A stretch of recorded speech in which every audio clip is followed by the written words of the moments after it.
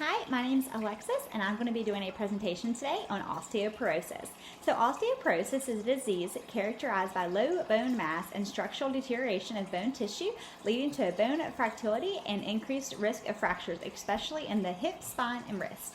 So signs and symptoms of osteoporosis, that's going to include a stooped posture. Some people call it like a humpback. Then you also might have back and neck pain, and this is because of a collapsed or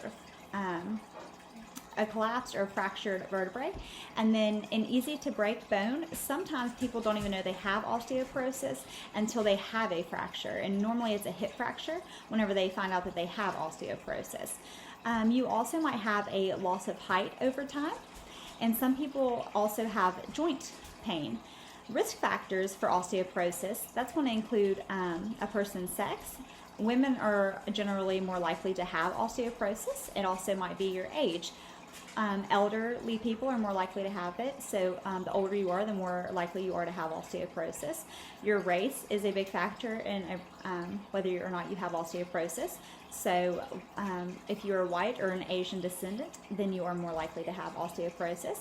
If you have an eating disorder, you're more likely to have osteoporosis because the thinner you are, your bones are weaker and they're more likely to break, and you have a lower bone mass, and that is what osteoporosis is deterioration of the bone tissue. So you're more likely to have it if you have an eating disorder. Low calcium intake, because once again your bones are weak, and that might be a risk factor for getting osteoporosis. And tobacco use is also a risk factor. Interventions to prevent having osteoporosis, this might include exercising well, eating well, a good diet, a good intake of calcium, and also vitamin D, because vitamin D is going to help you absorb calcium. So you want to make sure that you increase your vitamin D and your calcium. And you also want to make sure that you are not underweight, because again, if you are underweight, that is going to increase your risk for having osteoporosis. So you want to make sure that you are a good healthy weight, so that way you're not putting your bones at risk. And then osteoporosis, it is diagnosed using a DEXA scan, also known as a bone density scan. So that is how osteoporosis is diagnosed. Then nursing interventions that might be used as an intervention to manage osteoporosis, you're going to have your diet. So you want to identify the patient's diet and make sure that it's high in calcium and vitamin D rich foods, because again, that vitamin D is going to help absorb the calcium rich foods, and you want to make sure that you have calcium rich foods so that way your bones are absorbing that calcium. Also, you want to engage in weight-bearing exercises, so walking daily, exercising, weight-bearing exercises daily.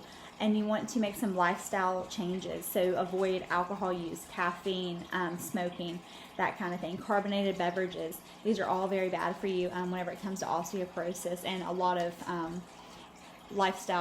or a lot of diseases in general. Those things are bad for you. So really, it's just good to avoid those things if at all possible anyway. So some therapeutic use of vitamin D and calcium when treating osteoporosis.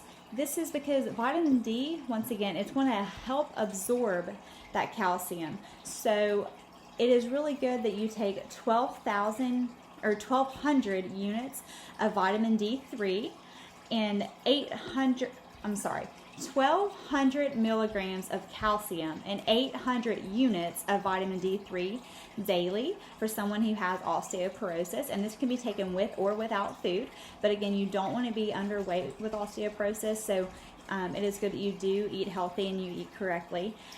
Therapeutic procedures that are used to manage osteoporosis, you're going to have your bisphosphonates, and these are used when treating osteoporosis.